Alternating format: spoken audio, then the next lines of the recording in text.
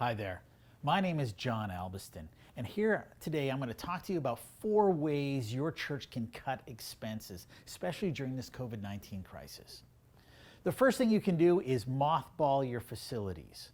Now, what I mean by that is your main church building, which is one of your largest expenses, quite frankly, is not being used nearly at the same level as it has before. So what we want to do is reduce those utility costs as much as possible. So the first thing we're going to do is we're going to close all the doors, we're going to close all the windows, shut the building sort of down. Then we're going to turn out any lights that we don't need on for security reasons. Cut off those lights. Then we're going to turn our hot water tanks down just to bare minimum. We don't need to heat water for water we're not using. And then lastly, and most importantly, we want to turn the thermostat down. Now, we don't want to turn the thermostat completely off, because here in the spring it can still get freezing and we don't want any burst pipes. That's going to cost you a lot more money to save. But we want to turn your thermostat down. And then lastly, we want to cut back on our janitorial expenses.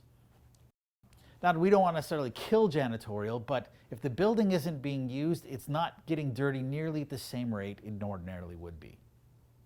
Second thing we can do is we can cut program costs. So the first thing to do is unsubscribe from any unused services. So there may be subscriptions your church has, delivery options, different things like that that you're not using now that you're not meeting. Unsubscribe for those, kill those if you can. Also is stop investing in printed materials. So if you're planning on ordering a bunch of workbooks or handouts or anything else like that, cut those printing costs down to nothing and ordering anything that's physical. And then cancel any effective ministry. So because we can't gather in groups, there's a lot of ministries that we typically do and typically fund that we cannot do right now. We want to cut those as soon as we can. Third thing we want to do is look for outside relief. There is help. So one, there's governmental help. Now, I've seen different programs being released at municipal, regional, national government levels. And new materials and new programs are coming out on a daily basis. Get on top of that. You might be able to save yourself significant amounts of money by checking out those programs. Then utility companies. There are a number of utility companies in different jurisdictions that are allowing you to defer your utility payments for up to 3 months. If that's happening where you are with your utility company, you want to take advantage of that. Next is banks and lending institutions.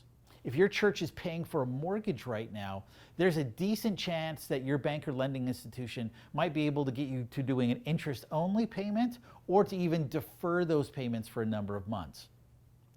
Then even insurance companies. You might want to talk to your insurance company. Is there a way to trim down on some of your insurance coverage? Because quite frankly, you're being covered for contingencies or events of large gatherings that you're not having anymore. So look for your insurance company for opportunities where you might be able to save a little bit of money. And then lastly, you need to be developing a staff plan.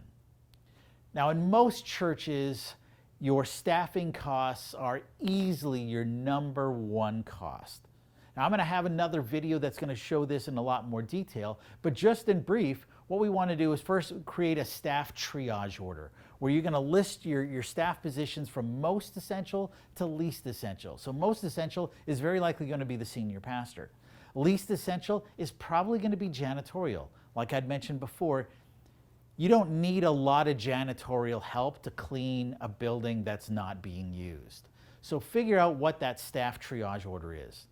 Then determine your income thresholds, that when our income drops to level A, who goes from full-time to part-time? When it drops below level B, who gets laid off? When it drops to level C, who else gets laid off? So figure out what those income thresholds are.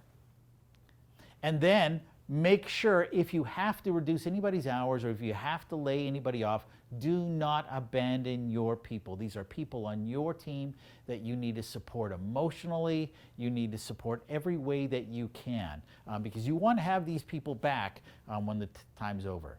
But those are 4 very simple things that your church can do today to start cutting costs.